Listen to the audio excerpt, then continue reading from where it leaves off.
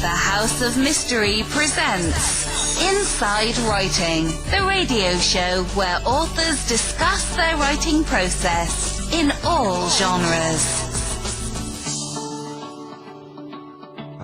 He has the underground bunker at TonyOrtega.org, and he's written a book that's come out that's called Unbreakable Miss Lovely. Now, this is how the Church of Scientology tried to destroy Paulette Cooper. And I've been listening to it. Great book. Tony Ortega, so welcome to the show. Thanks for having me on, guys. It's our honor. I can't believe, I of course saw you in Going Clear and part in the Rimini series. Now, listening to this book, this is quite a novel. This isn't just about Scientology. You took it right from how she was born and living in under Nazi occupation, and that was amazing. Tell us a little bit about the book. Sure, thanks. Well, I've been writing about Scientology since 1995, so more than 20 years, and for the Village Voice, for various publications. And I got to know Paulette over those years. She was one of the first people to write a book about Scientology. Her book came out in 1971. It was called The Scandal of Scientology.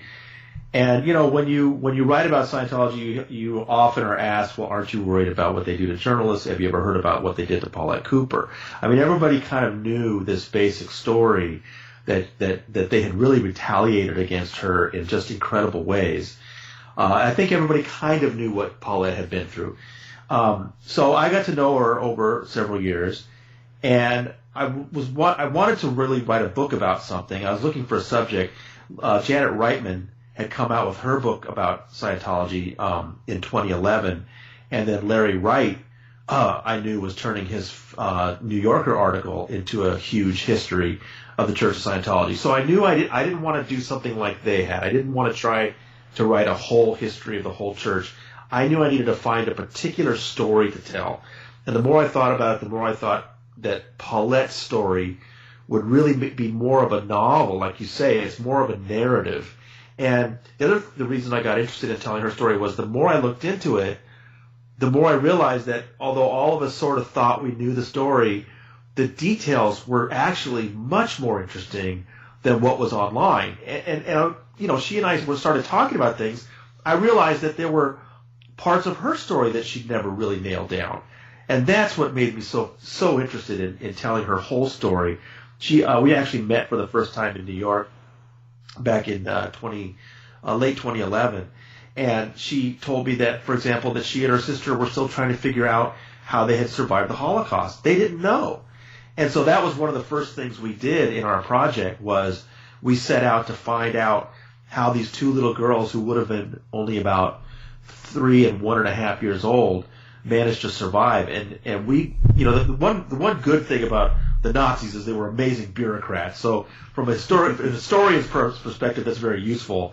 And so they kept incredible records, and we actually found records of Susie and Paulette in a transport camp in Belgium, and the record of the train they were supposed to be sent to Auschwitz on. In July 1943, they were supposed to be on a train. Their parents had already been sent to Auschwitz and were killed. And that was before them. So they were already orphans. They were scheduled to be on the train that was leaving the Mechelen transport camp in Belgium near Antwerp, and was going to be going to Auschwitz, where they would have been killed in July 43. But then in August 43, there's a notation of them in a Belgian orphanage. So something had happened that allowed them to escape not being on that train. And we got so lucky. We found a family in Belgium that still had memories of the girls' parents and actually had some artifacts of theirs and photographs to prove that they were telling the truth. And they told us that what had happened was that their parents had some very good friends who were unable to save Paulette's mother and father, but they did everything they could to save the little girls. And basically what they did was they just raised cash and black market goods. And it turns out that the commandant of that particular concentration camp and transport center was a notoriously corrupt Nazi named Philip Schmidt. And he was so corrupt that by the summer of 43, he was already slated to be transferred. Even the Nazis realized he was a disaster. And apparently they raised enough money and black market goods to bribe this guy, and he let the two girls go. So that's how they survived. And eventually Paulette was then adopted by the Coopers in New York in 1948. And so she grew up in New York, in a nice part of New York, and eventually she wanted to become a magazine writer. And she sort of stumbled onto the Scientology story. She had been working in advertising with a couple of guys that she really liked, and they both got into Scientology, and they started saying bizarre things. One of them told her that he realized one of the things about Scientology is you go back in the past to find out what your past lives are. And he had realized that he was Jesus Christ, right? Oh, wow. And so when Paulette told her other friend about this, and she said, you're in Scientology, isn't this crazy? And she'll never forget that her friend said, well, maybe he is. And that's when she was just stunned, and she said, I got to look into this thing. And that's what motivated her to start looking into Scientology, first as a magazine subject. That magazine article came out at the end of 1969, and then she turned that into her book. The Scandal of Scientology came out in June 1971. But even when just the magazine article came out, I mean, the way she even found out that the magazine article came out was that she got 2 death threats the first day. And that was in December 1969, and it didn't let up. She was being harassed, surveilled, sued. Her phones were tapped. All this happened. The Church of Scientology threw all that at her from 1969 to 1985, 16 years. She came close to killing herself at one point. It's just an incredible tale. So I researched all of it, and there's actually a lot of documents, and I reached out to people that knew her at the time. I was determined that this was not going to be Paulette's memoir. It was going to be my history, and there's stuff there's stuff in there that she's not all that thrilled with, because she made some decisions that weren't great, but she was a human being. She was under incredible pressure, and it's amazing that she survived it at all. I think, you come out at the end of the book thinking, she's really something, because she is. She's an amazing person. Yeah, I was totally captivated. I was, wow, though. Can I ask, but back in the 60s, when she had her first experiences, how was the Church of Scientology thought of in the public? Weren't they kind of thought of as a new age, kind of a good thing? It was definitely a counterculture movement, thought of at that time, and if people thought about it at all, it tended to have the reputation of being sort of a way to be sort of a hippie but without drugs. I mean, they were known for being non-drugs. They even used to put stickers in bars in New York. I talked to a guy about this that said, "After drugs, Scientology." So yes. They attracted young people who were trying to find alternative lifestyles at the time, and that was, of course, such a fervent period for people trying new ways of thinking and acting. And people would go on a drug binge, or they get tired of it. And then here was the Scientology saying, "Listen, we're gonna give you out of body experiences without drugs." Yeah. And that was really attractive. In the 60s, that was kind of their come on. In the 70s, they more pitched themselves as kind of a self-help group. They've always tried to change with the times. But even in the 60s, word was getting out that things were not all great about Scientology. And Paulette was just one of a number of different. One of the things I did was research that period about what other people were writing, and there were some really harsh magazine articles that came out at the time. Life magazine even had a reporter infiltrate Scientology. I'm sorry that Alan Levy's mostly been forgotten today, but in 1968, he went almost to clear undercover as a reporter in order to write about the Church of Scientology. And there were other reporters doing really good things back then. It wasn't just Paulette Cooper. And most of them came out saying, look, this is a very controlling group. They're doing some very, questionable things. But none of the early books was as harsh as Paulette's. She was really focused on the harassment people went through when they came out, and the way auditors would take advantage of their subjects. It was an unrelentingly just aggressive book about who Hubbard was and what some of the crazier ideas were. And it was popular right off the bat. I mean, it was a paperback, so it was a little cheaper than some of the other books that had come out. And but she got sued like everybody else. Every one of those early books were sued basically out of existence. Yeah. Can we talk about the harassment there? Talking to Mike Rinder, and originally he left the church saying that that the church was going away from L. Ron Hubbard's original focus, and he didn't like the way it was being run. But back then, weren't they still doing? They were still doing the same type of harassment in the 60s and 70s as they do now. So I don't understand what the difference is. Because let me just preface by saying that Mike Rinder's views have changed over time, and I think it's important if you read his website to see how much more critical he is of L. Ron Hubbard today than a couple of years ago, and that's very natural. When Scientologists leave, the Scientologists who are leaving the church today tend to blame David Miscavige for ruining things, and they tend to have a real still affinity for Hubbard. But come back 6 months, come back a year, and talk to them again, and you'll see they go through kind of a progression when it kind of dawns on them that all the things that they were blaming Miscavige for, disconnection, the Rehabilitation Project Force, they were all instituted by Hubbard, Yes. And if you look at the early, my theory for it is that Hubbard was making money hand over fist in the mid 50s, but people kept, he kept at that time. Remember, early in the 50s, he was claiming this was a science, not a religion. Yes.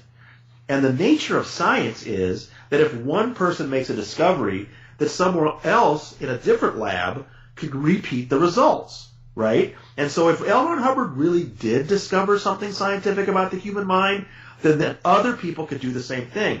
But of course, if anybody tried to leave Scientology and do it on their own, he would just go crazy. Well, the cynic would say because he's losing that income, right? And so in the 50s and 60s, he put in these really harsh rules about how to deal with breakaway groups. And he gave it this wonderful euphemism. He called it ethics, right? It really just means control, okay? And he wrote all these rules about if somebody leaves, if somebody says anything about us, go after them, always attack, never defend. And he really, David Miscavige today, no question, he enforces those rules at an extreme level. But it was Hubbard that really set those policies in place. Yeah. Yes, Tony, did he not, in 1953, didn't he institute the rule of fair game? I don't think it was that early. I think fair game was first, I think the first time he used those words was 66, actually. And then in 68 is when he formulated it in the way that is most famous, where he said that, I can't say it from memory, but it's basically something like if somebody has been declared an enemy by the church, then a Scientologist can sue them, trick them, destroy them without any penalty. It's close. It's something like that, and that's 68. Now that at the time, Scientology was being investigated in several places, and one of the places was in New Zealand. And of course, they got a hold of that document, and they were like, "Look at this!" And so at that point, Hubbard put out a document saying that we're rescinding the use of the words fair game. But if you look closely at that document, it says, no, any policy about how to treat an SP has not changed. So in other words, he's basically saying, look, we're getting in some trouble because of this harsh, policy called fair game. Let's not use the word fair game anymore. But he didn't change the policy. So that's an important thing to keep in mind, because there's no question they're still following the fair game policy today, and people like Mike Rinder are constantly being fair game. I've been through it. It's just they can't change. This was baked into Scientology's DNA early on, and it's the only thing they know how to do. And they're damn good at it, if I might add. Well, their resources are spread kind of thin these days. I mean, at one time, I mean, nobody has gone through what Paulette went through. I mean, the 70s, and the other difference is, Paulette and I have talked about this. I mean, they tapped her phone, they broke into her apartment, they actually, the thing they got her indicted for was they got a fingerprint of hers and some of her stationery. I don't think that's true. I don't think the stationery necessarily came from her apartment, but they got her fingerprint on a piece of paper, typed up a bomb threat to themselves, mailed it to themselves, and then gave it to the FBI. The FBI believed them, and confronted Paulette and indicted her. She was facing 15 years in federal prison for trying to blow up the Church of Scientology. And my book reveals for the first time how that prosecution was basically derailed. And I got it because I got her attorneys at the time to talk for the first time. And she managed, with some really good attorneys who talked the prosecutor out of it, managed to get that case basically put on hold. And then a few years later, when the FBI raided the Church of Scientology in 1977, they actually found the documents talking about framing her. So that's when she was fully exonerated. But yeah, I mean, back then, some of the, and then one of the things I think my book does, that it reminds people of some stuff that they probably maybe never knew. They continued to run operations against her into the 80s. At one point, they actually had a private investigator pretend he was working for a millionaire who wanted to hurt Scientology, and they hired her to work for them, and then recorded everything she said for the next year. I mean, just really amazing resources they threw at her. They must have spent millions and millions of dollars trying to destroy her life. Now, today, they claim that all those things done against Paulette Cooper in the 70s was done by a group called the Guardian's Office, and they claim that was a quote rogue unit, which is so ridiculous because it's very clear. First of all, the Guardian's Office was under the control of Mary Sue Hubbard, L. Ron Hubbard's wife, and there's no question that L. Ron Hubbard knew all of what they were doing. So it's not a rogue unit. Second of all, it was replaced by something called the Office of Special Affairs, which was eventually run by Mike Rinder. And Mike Rinder will tell you, yeah, instead of using these young true believers that were, what the Guardian's Office was made up of actual Scientologists, the OSA will hire pros, right? They hire private investigators, they hire attorneys, so that it's like one step removed. And the idea was that they would no longer do anything illegal. Just, except that 10 days after my book came out last year, I was contacted by the U.S. Attorney's Office, and so was Mike Rinder. We found out that they were sentencing a private investigator to federal prison for trying to hack us, and he went to prison. So, and the New York Times did report that he was working for the Church of Scientology. So, the church can say that the stuff against Paulette was by a rogue unit and they don't do illegal things anymore, but a guy just went to prison last year for Church of Scientology trying to do illegal hacking against Mike Rinder and me. So really, things haven't changed that much. Well, what is their end game in spending all of this time, money, and energy following people? Like even when you look at the John Sweeney show and how they followed him around and all that, why are they spending so much time and money on this? One of the key things to know about Church of Scientology is that they leave all the thinking to L. Ron Hubbard, a guy who died 30 years ago. And they can't do anything different than what he instructed them to do in the 50s and 60s. And so you're exactly right. Any other organization would say, hey, this guy is suing us for $1 million. Why are we spending $20 million to make that case go away? Why are we trying to influence judges and harass people and get their attorneys disqualified when we could just cut this guy a check for $1 million, right? They never think that way because Hubbard always told them, always attack, never defend. And so, why are they following John Sweeney? Why are they, trying to harass me? Why are they constantly trying to disrupt Mike Rinder's life? Because none of it, all it does is make for good stories, right? It's not getting them anywhere. But they they're so robotic in following what Hubbard told them to do. And that's actually one of the things that I've always found most entertaining about them is, this is a totalitarian Cold War organization that's still operating in 21st century America. So now for the listeners, they can put this into context then. Maybe explain what the basic beliefs of Scientology are. Sure. L. Ron Hubbard had this basic idea. Well, let me tell you what Dianetics is and then Scientology, because they're different. The first thing he came up with was Dianetics. And in Dianetics, he had this idea. He was influenced by what he had read about early computers. And he had this theory that the human mind is like a computer, and it's got this perfectly recording ability, but that is messed up because we have a second half of our mind called the reactive mind that takes over when we've been knocked unconscious or we've been traumatized. And that records things in a very simplistic way. So for example, if you go through some kind of trauma like a car accident, 10 years later, something that reminds you of that, maybe you were hit by a red Ford. 10 years later, you see a red Ford, suddenly you have this terrible feeling of dread. It's because it's re-stimulating that earlier trauma. And he actually claimed that this trauma, called an engram, was stored in the ectoplasm of your cells. But the most important engrams, the ones that were really messing you up in life, you experienced as traumas when you were a fetus in the womb. And if you could just go back and remember what you went through in your mother's womb 30, 40, 50 years ago, and talk out those traumas to a person listening to you called an auditor, then you would neutralize their power over you, and you'd be able to basically erase that reactive mind and just have that perfectly recording analytical mind. Hubbard believed that if you could go back and remove those harmful memories, you could be superhuman. He called it clear. If you were clear, you'd have total recall, higher IQ. You'd have an immunity to disease. Okay, all these things he promised. And if you read Dianetics, which I have, at the very beginning, he promised this in only 20 to 100 hours of counseling.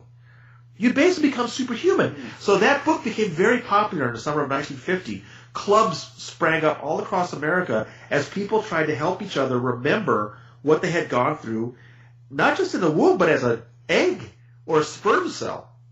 The theory is kind of plausible. So the theory that if you talk about your troubles to somebody who listens carefully, you'll feel better. There's no question that's going to work, right?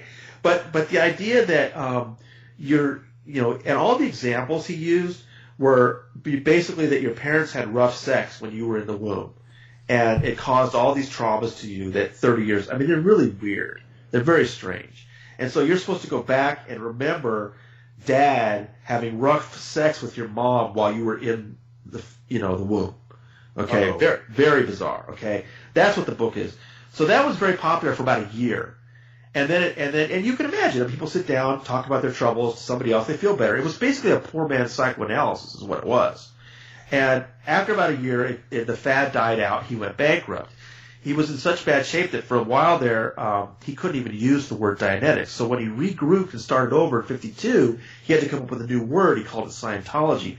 By that time, the people that were following him weren't satisfied just to go back to the womb. They wanted to go back farther. And that's what Scientology is to find those engrams, those traumas that are still in you that you picked up in previous lives, going back thousands, millions, billions of years. And along that way, in 51, 52, he picked up this device called an e-meter. And all it measures is skin galvanism. Okay, it puts a tiny current through your body, and it can be affected by the tiniest things, like grip, for example. And you're holding these cans, which, introduces all kinds of variables. But they believe that the needle will help confirm when you say, oh, yeah, I seem to remember 1 million years ago I was on the planet, whatever, and oh, there goes the needle. That must be true. And so it helps the confirmation bias to convince you that the memory you just had of something that happened 1 million years ago really happened. Okay? And I would tell you that the e-meter tells you nothing. But as long as they believe it, It's a very powerful device, right? And so that's the basic idea to Scientology is Hubbard then told them that you are an immortal being called a Thetan that has lived for quadrillions of years, countless lifetimes on other planets, other parts of the galaxy. And this lifetime is just one short one, but it's your reactive mind that's keeping you from remembering that, that's keeping you from seeing your true nature. And so if you go through Scientology counseling, you'll erase the reactive mind, you'll go clear, then you go through what's called the operating Thetan levels, OT, until you not only will be able to recall your entire, it's called your whole track. You'll be able to recall your entire track of existence, but you'll regain all of these superhuman abilities. I mean, now he wasn't just promising like a raised IQ and impervious to disease. I mean, operating Thetans are supposed to leave their bodies at will with full perception, go around the world, affect matter, basically create universes, okay? This is what he's basically promising, all these superhuman powers, as long as you go through all these steps and levels and courses. So at the beginning, when he first announced it in 1950, and you paid $6 for his book, it took you 20 hours of counseling. By the 70s, it took dozens and dozens and dozens of courses and levels and thousands of dollars. And it kept getting more expensive and more levels added. Till today, to get all the way from the very beginning course up to OT8, which is the top of their, what they call the bridge, Mark Headley has estimated that the total cost in courses, donations, is of between $500,000 and $2 million. Good Lord. Wow. And this is where they come up with the money for private investigators and everything else. And they pay the people that work for them next to nothing. So they're paying Sea Org workers between $0 and $50 a week, and they are tax exempt, so they pay no taxes. They have people paying $1,000 an hour for counseling, and they have millionaires who give them big donations. So all that combined, you can see why they now have several $billion. Now you can see where this concept of Scientology would have been popular in the 60s, since everything was seen in such a spiritual aspect. And in the 70s, like you said, the organization seemed to evolve over time. But nowadays, they've got a lot of celebrities that are, proclaiming the benefits of Scientology. Would you say that they're doing that willingly, or are they... I'm being careful with my language here. Sure. Are they being extorted by what they have revealed in these auditing sessions? Well, L. Ron Hubbard announced Project Celebrity in 1955. I mean, he knew early on that, first of all, let's get something straight. Only a tiny minority of people have ever been interested in Scientology. Okay? This does not appeal to most people. I mean, Scientology's real come-on is certainty. Right? If you talk to Scientologists, longtime Scientologists, ask them, how'd you first get in? They tend to tell you a story of how they were in a vulnerable time in their lives. They'd lost a job, their relationship had ended, they were uncertain about the future, and along comes Scientology and they say, listen, we're going to help you unleash your full potential, and we can solve any problem. Now, that wouldn't work with me. I don't know about you, but the world doesn't work that way. You're not going to convince me that if I fill out a couple of check sheets and take a couple courses, that it's going to solve all the problems in my life. But there are a certain small number of people that appeals to. They like the idea of certainty, that if you pay the money, take the course, everything in your life is going to be fine. And that's basically what they're selling. But Hubbard knew that, once people got in and they started to learn about his, really funny ideas about the age of the universe and Thetans and all these crazy space opera stories. He used to tell them about how, 40,000 years ago he was a race car driver on Earth. I mean, just crazy stuff. He knew that they needed to keep all that under wraps for the most part and put kind of this, a face on Scientology that wasn't weird. And so one of the things he did was he said, let's get celebrities in here, because he knew that would normalize it, right? And yes, so they weren't really very successful at first, but by the mid-70s, they were getting pretty good. They opened up a celebrity center in Los Angeles. They were catering directly to actors and actresses. And so they got Travolta in 75. They got Ally in 79. They managed to get Tom Cruise in 86. So in that period from 75 to 86, they did pretty well at getting people in. Today, they're not getting new big stars in. I mean, some stars have come and gone. The young Scientology celebrities that you see, Elizabeth Moss, Erica Christensen, Vonnie Ribisi, these tend to be people who grew up in it, right? They're not recruiting people. It's getting much more difficult because with the internet, it's really easy for people to find that weirder stuff, and it's got a really bad reputation now because of all the controversies about abuse that have come out. So they're having a much harder time. And actually, I think the celebrity gambit has begun to backfire on them because, for years and years, the fact that they had celebrities was one of the most, appealing things about it and how they roped a lot of people in. But then Jason Begay came out in 2008. He was the first actor to come out of Scientology and really badmouth it publicly. And then a year later, Paul Haggis came out and he made a noise, and then he ended up being in the New Yorker story and then going clear. And then, Leah Remini in 2013, she came out, wrote a book, and now she's got this series. The celebrity thing at one point might have been Hubbard's smartest thing he ever did, but now it's turning into a nightmare for them. And I know there are other celebrities that are on their way out too. And we should say, like the e-meter, so he actually tried to get that as an approved treatment for mentally ill people, didn't he? And that was sort of the issue, is they wouldn't approve him.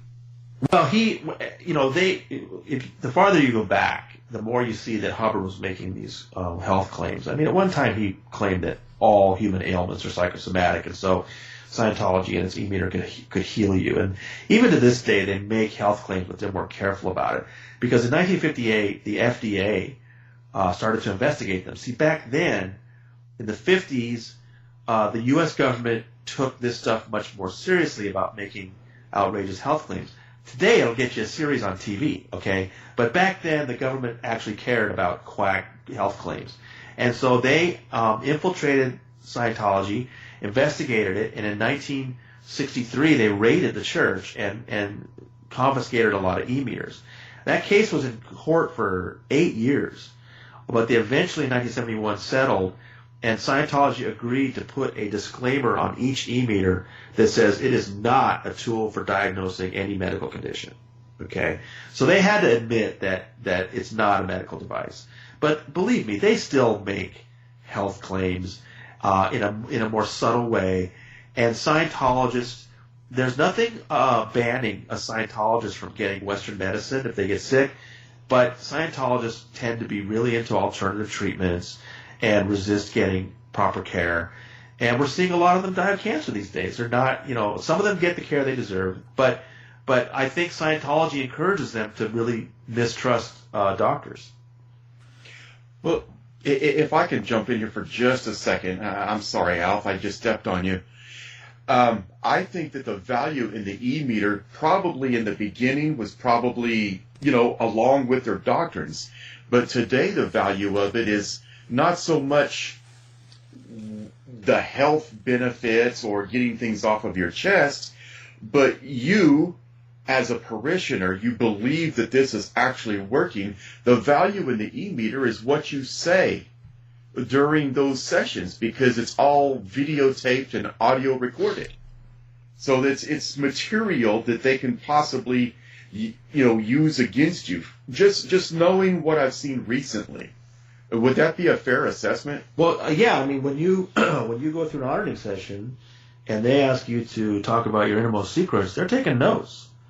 Recently, I mean, there's a court case in Los Angeles involving a young woman who's suing them for forcing her to have an abortion when she was in the Sea Organization. And one of the things she wanted was, as part of her lawsuit, was she wanted to get her hands on those notes they took on her, right? And the court ordered the Church of Scientology, turn over her folders to her, sure. Well, they went all the way to the U.S. Supreme Court fighting that. And their argument was that what you say in an auditing session is like what you say in a confessional in a Catholic church. Absolutely. And, well, no, not at all, because in a Catholic confessional, it's you and a priest, and you're talking about things you've done, and that priest is the only person who hears it, and he writes down nothing. Okay? And the priest is supposed to keep that secret no matter what, and then, of course, if you admit to a murder or something, then you really put the priest on the spot. But in Scientology's case, Laura was talking about her private life, talking about her innermost secrets, talking about getting this abortion. You have an auditor who writes it down. Scientology had to admit in court that 270 church officials looked at her file. Holy smokes. So instead of one priest who hears something from you and never writes a word down, in Scientology, you've got hundreds of people looking at your most private stuff. They're not equivalent at all. And sure enough, the court made them turn that stuff over. And what I've tried to point out to people is this attorney, Bert Deichsler, who works for the church, kept telling the California Supreme Court and the U.S. Supreme Court, oh, the church can't turn this stuff over. It's religious material. It's intensely private. You're violating the church's religious rights, right? So they finally were forced to turn over the documents. And what was in them? A note by a 12-year-old admitting that she missed her family, right? I mean, it was disgusting. I wish that attorney would face some kind of a, consequence for basically lying to the highest courts of in the Bar this country. Association. Yeah.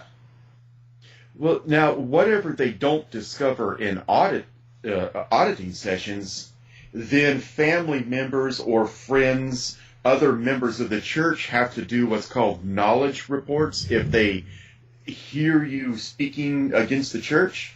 Yeah, Scientology is a snitching culture, and you learn that very early on as a child in Scientology. I mean, it's all about snitching, it's all about interrogations. And the reason you do it is that you're always worried that you're going to be snitched on, right? So if you see that Dad is watching the Leah Remini show, you are obligated to write him up. And you can ask, I mean, Leah says it, she used to write her husband up all the time. I mean, it's just built into their culture that, of course, if you see somebody doing something they're not supposed to, you report them. Well, what happens when somebody reports you? They pull you into ethics, and you're then put in an interrogation, and you're given the e-meter. But this is not an auditing session. This is what's called a sec check, a security check, an interrogation. And now this device that, as a Scientologist, you believe is actually effective and can read your mind and knows when you're lying. Now you're being asked incredibly private questions about your. They're very hung up about sex. They assume that if you have done something wrong, it's because you have some secrets you haven't divulged, and they're probably sexual in nature. And so this, Scientology. So if you get turned in on a knowledge report, you may find yourself being interrogated. And what I just reported recently was that not only will you be interrogated about your sex life, was that person interrogating you, and they're very hung up on masturbation for some reason. They really want you to talk about all the ways that you masturbate and what you think about when you masturbate. And you may find yourself being interrogated by a 14-year-old. I just talked to a guy named Serge Gill. That was his job when he was 15 years old, was to interrogate 35, 45-year-old men about their masturbation habits. Wow. And disconnecting, now that's a big thing on the series that we see in A&E. So when you're writing up your spouse and family and stuff, you actually have to disconnect if they do something, if they step over the bound, I guess. They're really conscious about your status in the church, and the Sea Org gets talked about a lot, but also the people that don't work for the church, they're just called publics. They have to worry about this too. Are you in good standing with the church? Are you taking courses? Are you going to the events?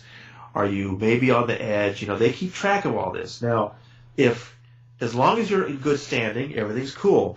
But let's say that, somebody in your family decides, I've had it with Scientology, I don't want to have anything to do with it, and they go online and they actually say something, even anonymously, about how, Scientology's really bad.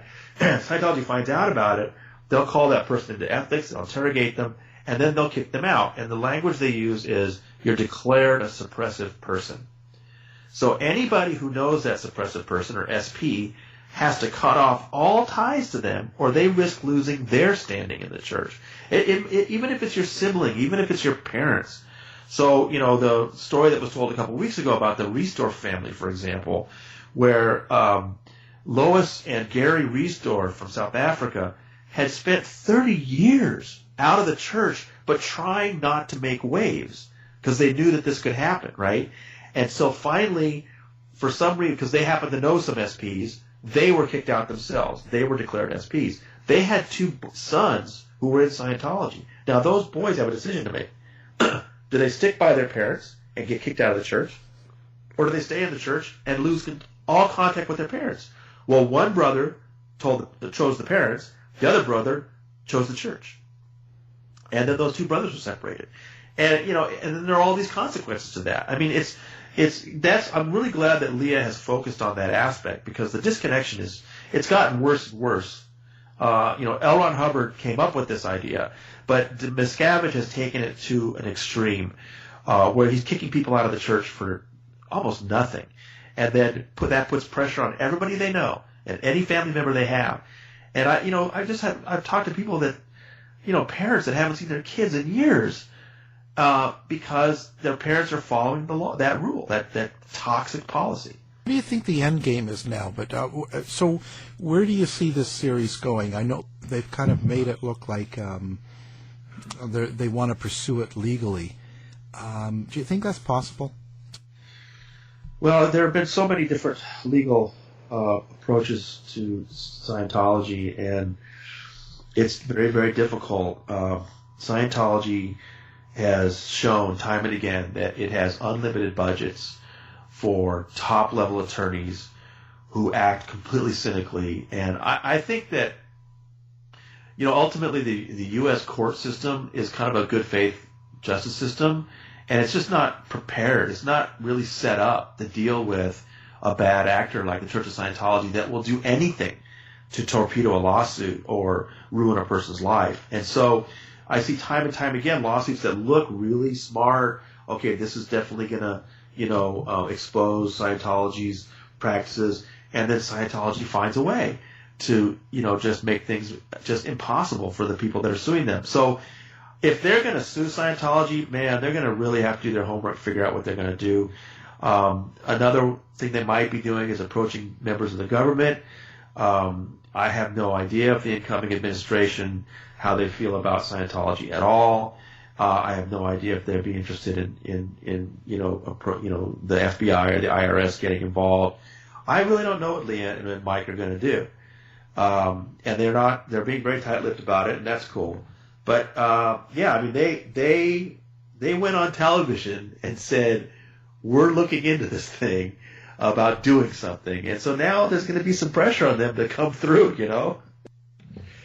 Well, Tony, if nothing else, what about human rights violations? I was watching during the series that they were describing the hole where they would put you in a double wide trailer with others. They wouldn't feed you. There were constant beatings. There was mental manipulation. And you had to stay here until you proved yourself worthy to come back out again.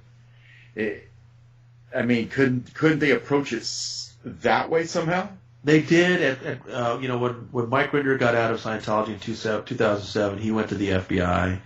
I believe Debbie Cook talked to the FBI. Marty Rathman talked to the FBI. A number of people that were in that, it's called the hole, the prison there. Tom DeVock, Jefferson Hawkins, I believe John Brousseau also cooperated. He actually helped put the bars on the windows. All of this information was given to the FBI back when this information was fresher. And in 2009 and 2010, the FBI came very, very close to raiding the international base. Keep in mind, the FBI did raid Scientology in 1977, the largest FBI raid in this country's history, and confiscated 100,000 documents, and 11 people ended up going to prison. And for most groups, that would be it. But Scientology is amazingly resilient, and they stayed in business. And now in 2009, 2010, it was getting very close to happening again. They got so close to raiding the base. A couple different people that I've talked to that were talking to the FBI at that time, former church members, one of them had agreed to ride in one of the vans to help the agents identify people once they got inside. Another one told me that they had recorded the tail numbers on Tom Cruise's private planes in Burbank in case David Miscavige made for a run that way. Oh, wow. That's how close the FBI was to raiding the base in 2010. Why didn't it happen? Well, Mike Rinder will tell you that it was a bad idea to raid it anyway, because it's just the problem law enforcement always has. There's two main problems that people always ask me this: why hasn't law enforcement done anything? Well, two main problems. The first problem is time, right? Last night on television, we heard about Debbie Cook's testimony. Debbie Cook actually gave that testimony in 2012, 5 years ago. She was actually in the hole in 2007, 5 years before that. So, a lot of time tends to go by before these people come forward. Mike Rinder was in the hole, but it was in 2006. 11 years ago. So that's one of the main problems law enforcement has, is that people tend to come forward only after a long time. The second problem they have is they know that if they went into the base, they raided the base, they went to where the hole was at that time, swung open the doors, said to the people inside, you're free to go, they might respond with, but we're free here. We're not being held against our will. Well, because, like they said, they feel that they have done something to deserve all of this. Exactly, and that's a big, big problem for law enforcement, because then you've got Church of Scientology suing you for unlawful detention or whatever. So it's a daunting. Mike had told me that what he'd much rather see is the FBI build an obstruction of justice case against David Miscavige, something like that. So maybe that's what he's talking to them about now. Who knows? But a raid is problematic, and I can understand why. Now, how is Paulette Cooper? I mean, you've written the book, and obviously you've talked to her and stuff. How's she dealing with life now after this whole experience with? She's doing really great. She settled. They sued her 19 times, and they ran all those operations against her. But everything was settled in '85. She went really quiet for about a decade, and then in the '90s she started reaching out to people online and reached out to me as a reporter, and then she started getting more and more visible again, talking about Scientology again, and then I worked with her for a couple of years to get that book out, and then once the book came out in May 2015, she went on a book tour with me, and we went out to California, and we gave talks together. It was really fun. She lives in Florida with her husband Paul. It's just a really delightful guy. And they're just the life of the party wherever they are. They're so fun. She's going to be turning, this year she'll be turning 75. And she looks great. She's, the reason, where the title of my book comes from is she was a very, very pretty woman. And so in the secret documents of Scientology's spy wing, the Guardian's office, her code name was Miss Lovely. And so that's why I call her the Unbreakable Miss Lovely. And she's lovely today. She's a real kick in the pants. She's very funny. She's very, she's got kind of an acerbic wit. And, she's been, she appeared on Leah's show, and we hope that maybe somebody will want to make a movie about her. So, we're looking into things. And is she still being hassled by the church?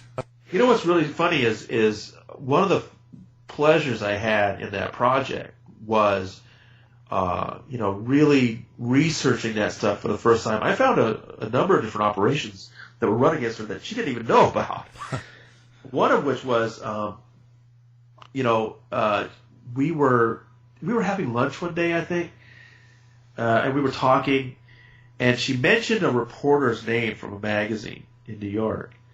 And she was talking about, whenever I'm in New York, I get together with him, and he always asks me about Scientology. And she saw my jaw drop open. And she said, what is it? I said, you didn't know he's been outed as a Scientology spy? And sure enough, Marty Rathman and Mike Rinder had basically doxed this guy and showed that this particular magazine writer in New York had been on the Scientology payroll for years. And he was known for calling everybody up and asking them what they were working on, right? And never writing anything himself. Okay, and so for years, when Paulette would go to New York, he'd take her to lunch and ask her about Scientology. And I said, don't you see, Scientology's been keeping tabs on you even today? And she, it was really hard for her to accept. She hated the idea, but now she tells people, yeah, they were spying on me just a few years ago. That's so scary. Yeah. Wow. Now, unless I'm mistaken about the person, did she not have a gentleman move in with her for about 6 months, and as it turned out, he was a spy as well? Right. During the worst year of her life, she will tell you, is 1973. She was indicted in May 1973 for those bomb threats I mentioned. And at that time, she was living in an apartment building on the east side of New York. And they managed to get several spies in her life. They moved a spy into an apartment upstairs from her. And then she brought in a friend named Jerry Levin.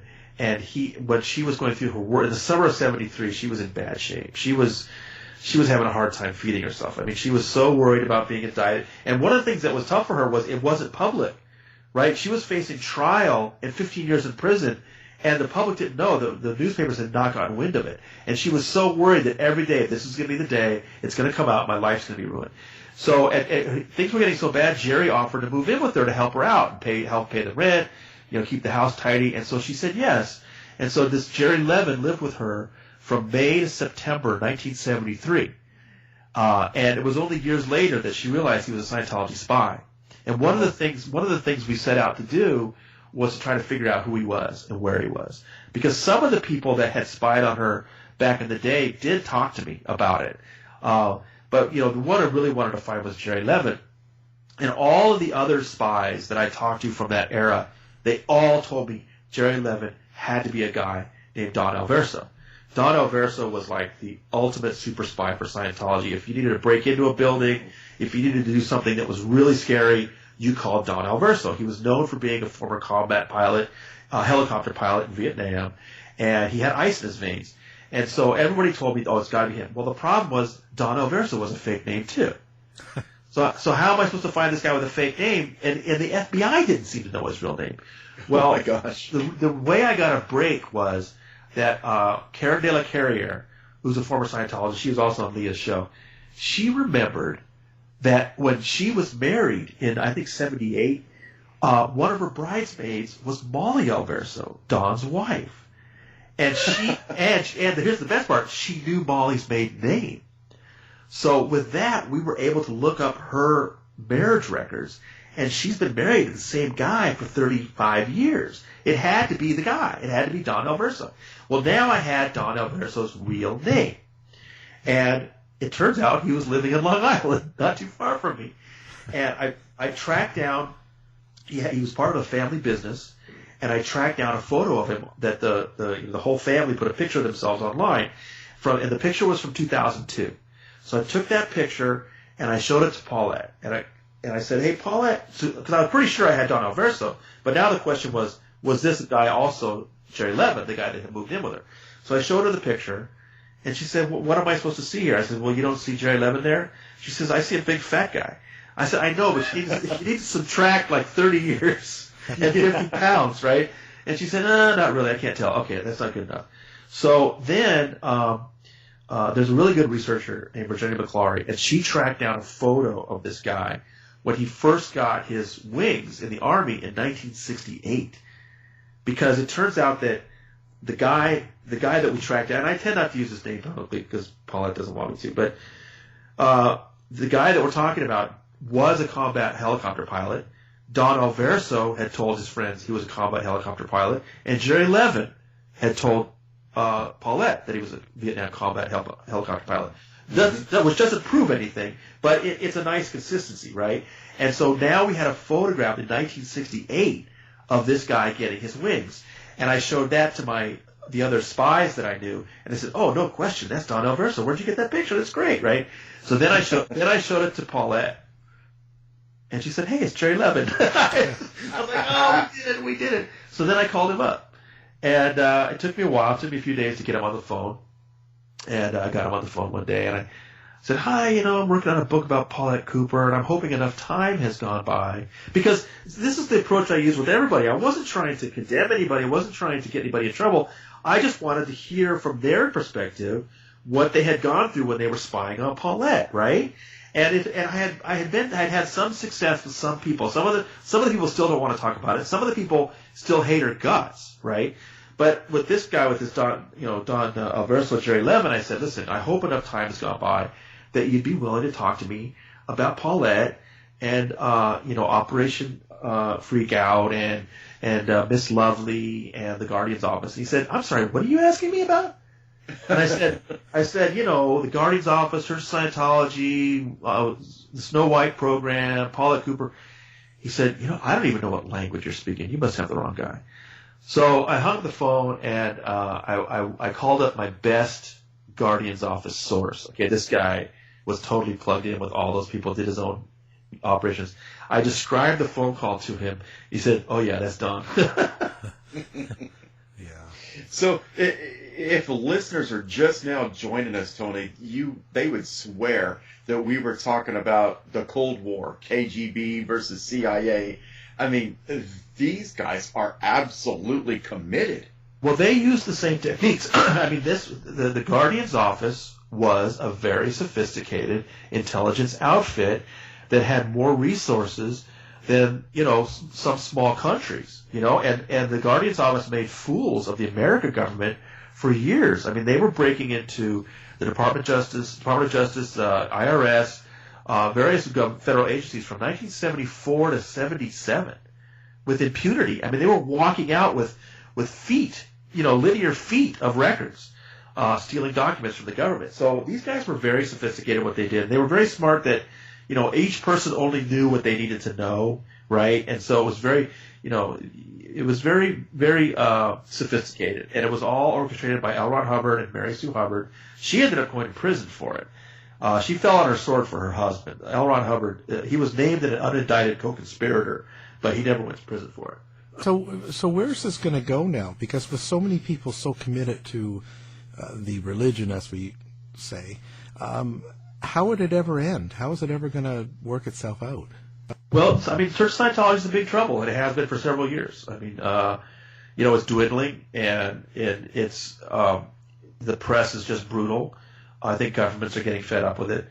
They always claim to have millions and millions of members. It's never been true. I found a New York Times article from 1969 where they claim to have 15 million members.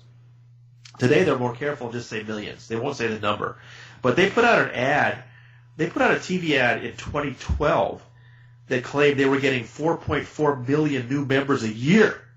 All right. So just if you went by that from the last 4.5 years, there would be more Scientologists than Jewish people in America, right? If you went by those numbers.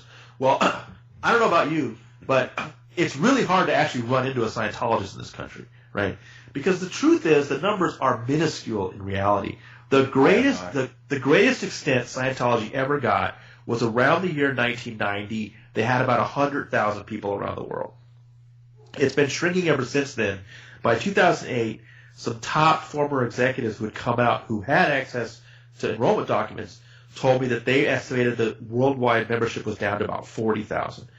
The most recent top-level manager to come out, his name is Paul Burkhart, and he defected in August 2013.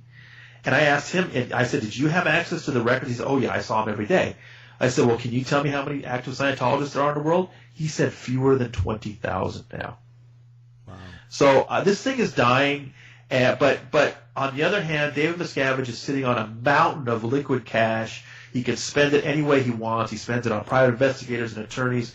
So it's not going away, but they have definitely fallen on hard times. Yeah, given what you just said, eventually they're going to run out of money, or they're going to have to raise their prices. Something's going to happen. There's going to, as Lawrence Wright said a couple of years ago when his book came out, you know, especially with these celebrities, a day of reckoning's coming. You know, they're going to have to answer these public questions at some point or another. Now this may be a question out of left field, but we do know that L. Ron Hubbard wrote a series of science fiction novels. Is the money from current sales still going towards Scientology? And plus that, I'm sorry for saying this, and we can edit this out, but that terrible movie, Battlefield Earth. Oh, it's now been recognized as the worst movie ever made. I think just the other day there was some institute or whatever that decided that it is the worst movie made in human history.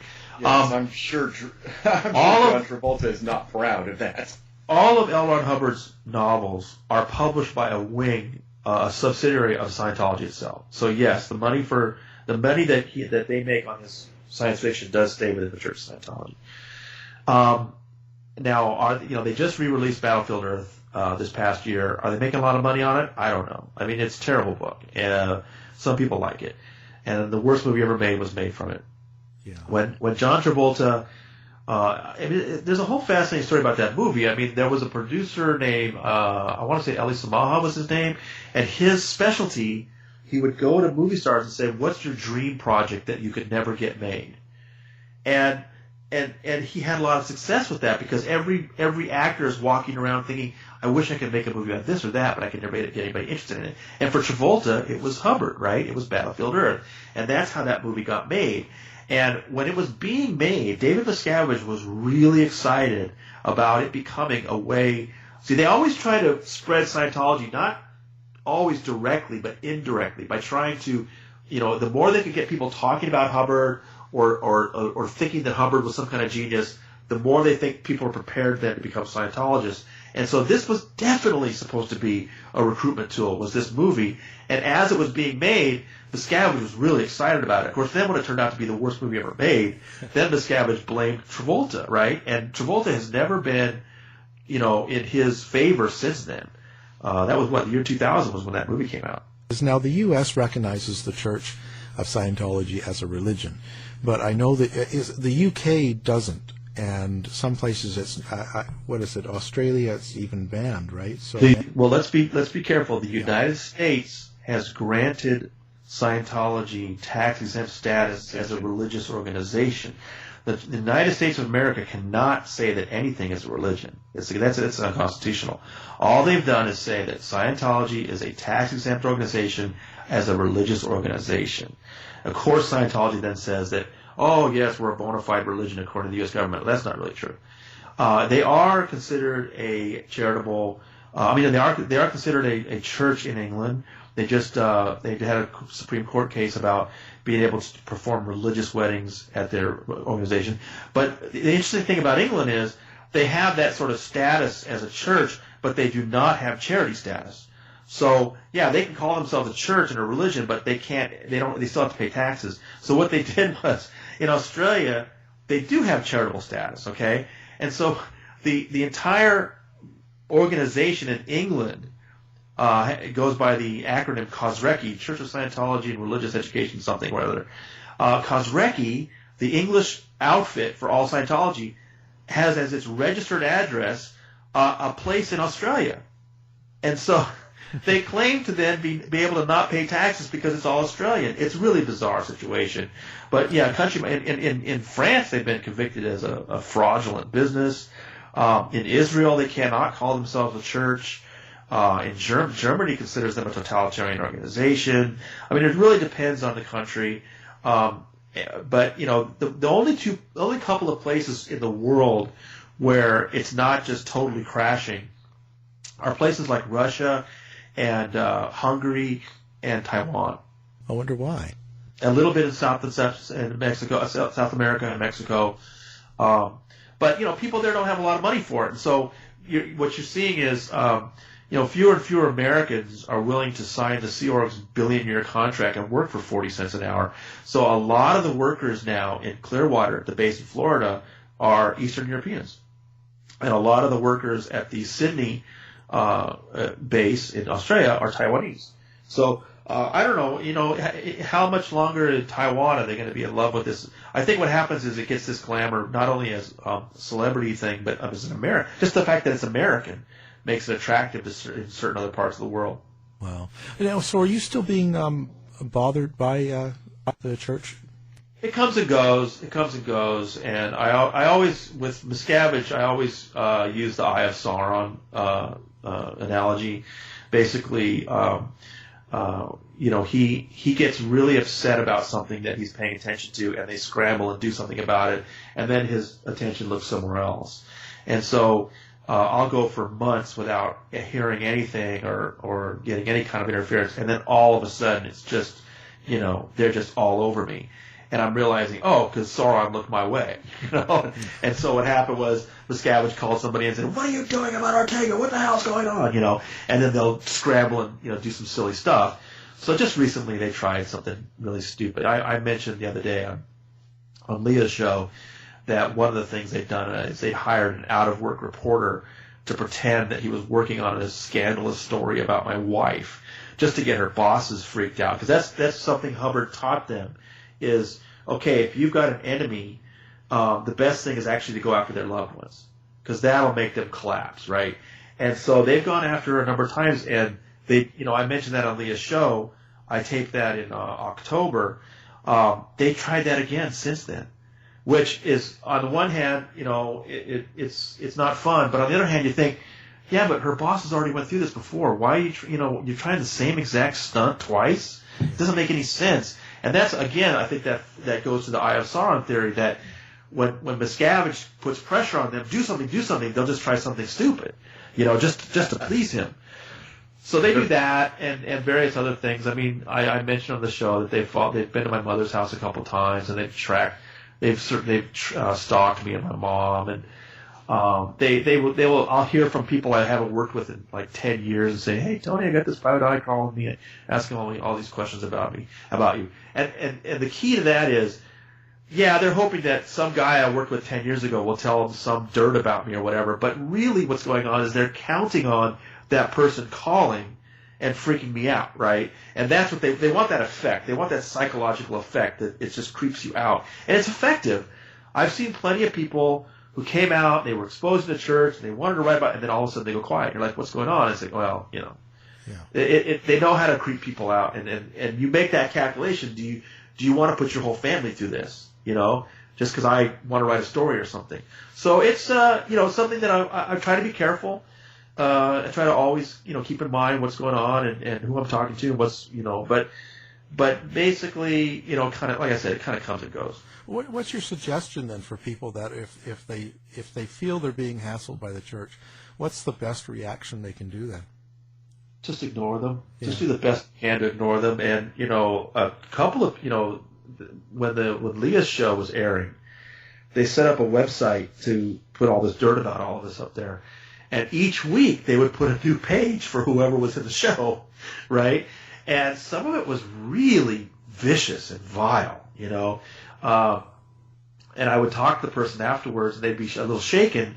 But then they knew that, it's just a kind of a badge of honor at this point. I mean, if you've been slimed by Scientology, you must be doing something right, Yeah. So you just need to think that way, because this is an organization that counts on scaring people out of investigating them. Well, do you think that her show is going to have an impact, a large impact? Because so far it seems to have.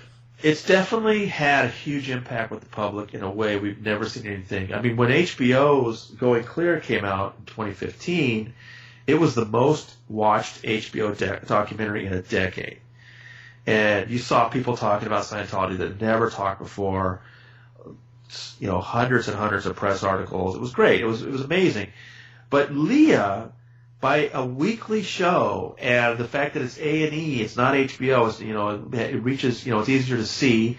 Larger audience. And she's getting 1.5 million, 1.7 million people a week tune in. And these are people, and I can tell because I watch the social media and I interact on social media with all these people. These are people that have never thought about Scientology, or even maybe they had the slightest idea, and they're outraged. I mean, they're going from maybe the slightest curiosity to full blown, I'm going to write my congressman, I'm outraged about this, just overnight, and that's new, And I think there's something about what I love about it is, in Going Clear, and you mentioned I'm part of that.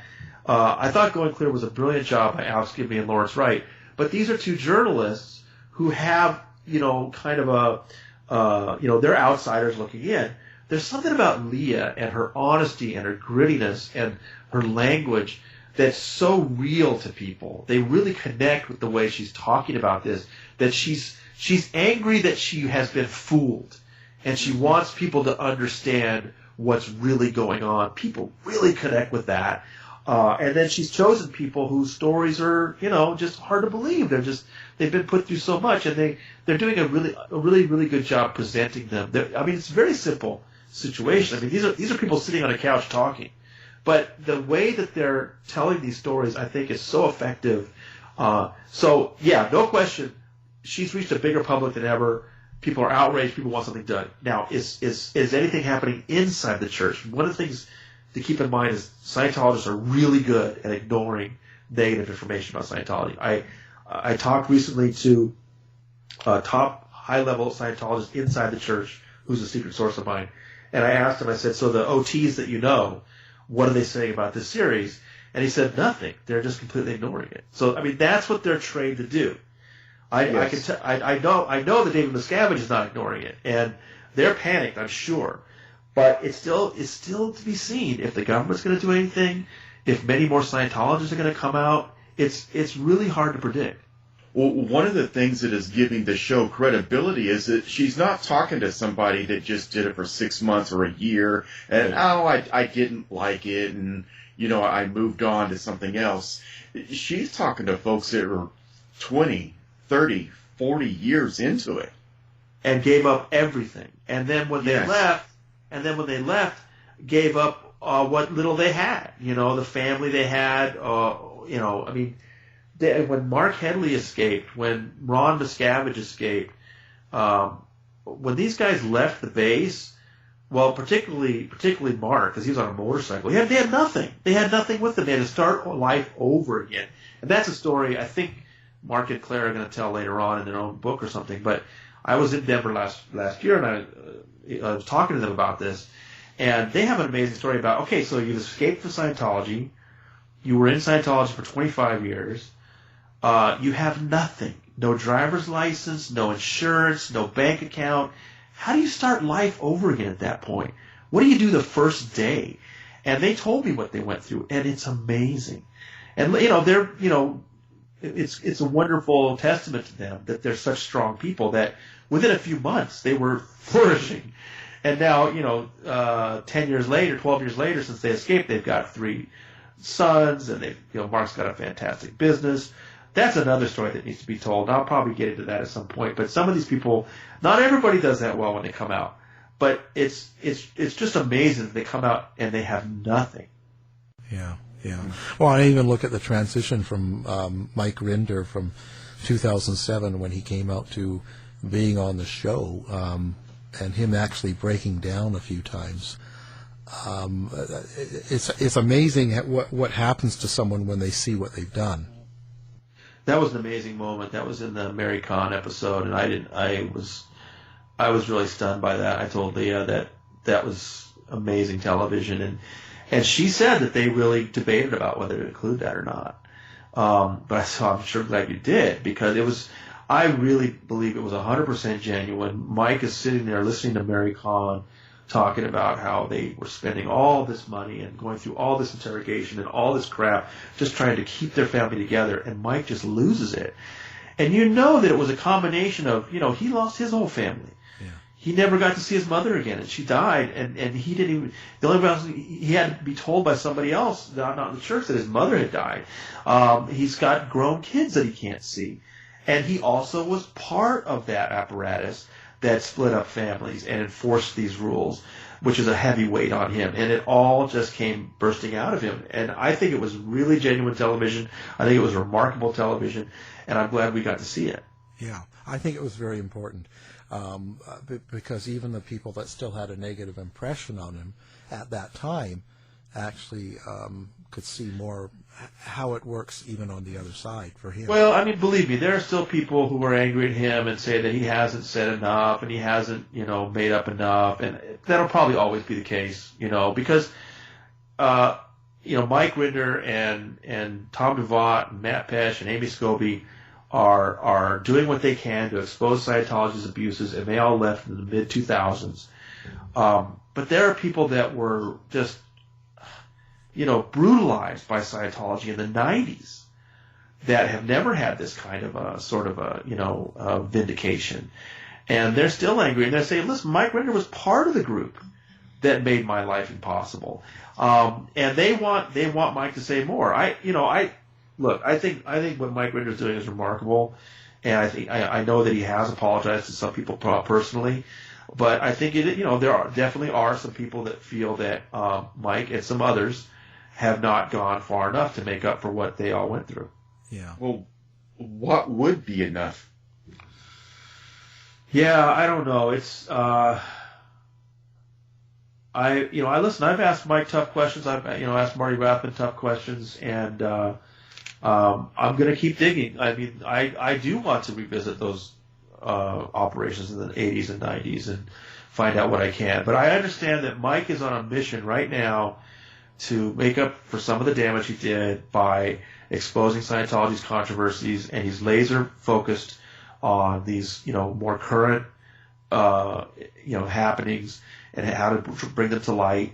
And I applaud him for it. I think he's doing a brilliant job. Yeah, it really is. It is a hard thing to overcome, and to actually do it all publicly like that. That's, is amazing. Well, we've kept you much longer than we thought, but there's so much we could just a crazy scenario. It's good stuff, isn't it? It's fascinating. It is. I can't get enough of it, and we're going to keep on going. How do people get a hold of you?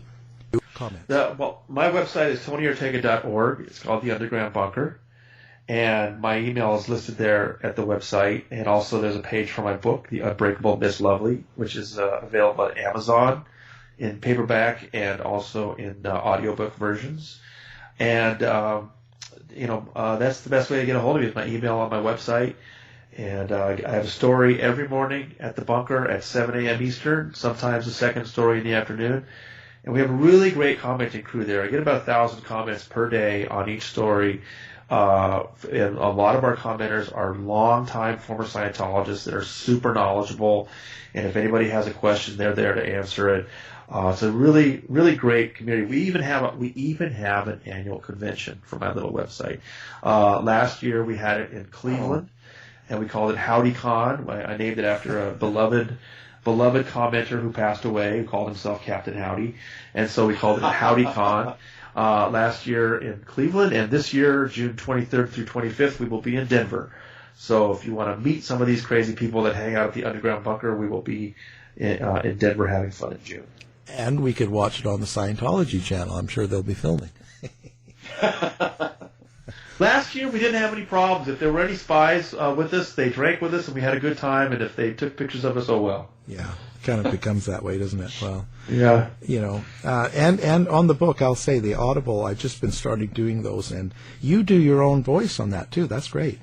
Yeah, I did my own. I mean, I told them that if they want to hire somebody, that's up to them. That was Audible's deal, and they said, no, if you want to read it, you can read it yourself. And so, yeah, I spent 3 days in a studio on 7th Avenue, and it's harder than you think. I mean, you think, okay, I wrote this stuff, I can read it competently. But, now I realize there are some words that I'll never use again because I can't say them. I can write them. I can't. They're possible to pronounce. Yeah. And, but, they had a very patient engineer there that helped me go over lines again and again until I got them right. And it was an interesting experience. Well, again, Tony Ortega has been our guest, and we've been talking about Scientology, and specifically his book, The Unbreakable Miss Lovely, and how the Church of Scientology tried to destroy Paulette Cooper. And we have all that linked up on our site as well. And thank you very much. Hey, man, thank you for having me on, guys. Thank you very much, Tony. Now hear this. I don't like the sound of that sound. I think this is where everything finishes up. We just may be at the end of the line. Don't forget to send me an email. Selected. Stage left.